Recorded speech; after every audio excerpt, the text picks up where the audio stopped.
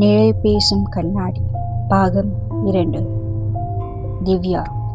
அன்று வீடு போய் சேர இரவாகிவிட்டது. அதனால் வாங்கின கண்ணாடியை வீட்டின் கடைசி அறையில் வைத்துவிட்டு உறங்கப் போய்விட்டாள். அடுத்து வந்த 2 தினங்கள் திவ்யாவுக்கு அலுவலகத்தில் அதிக வேலை இருந்ததால் நேரம் கழித்துதான் வீடு திரும்பினாள்.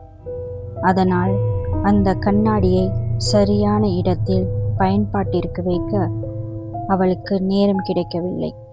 3ஆம் நாள் சீக்கிரமே வீடு திரும்பினாள் திவ்யா.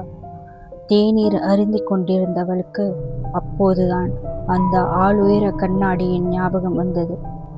அது எங்கே வைக்கலாம் என்று யோசித்து ஹாலில் ஒரு இடத்தில் வைக்கலாம் என்று முடிவு பண்ணி அந்த கண்ணாடியை சுத்தமாக துடைத்து வைத்தாள்.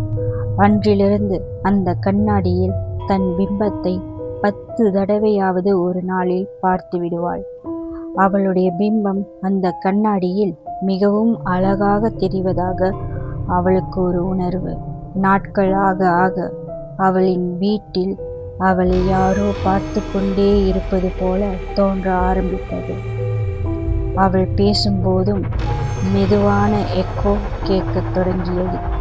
அத்தோடு அவளுடைய பிம்பம் தானாக அசைவது போலவும் தெரிய தொடங்கியது.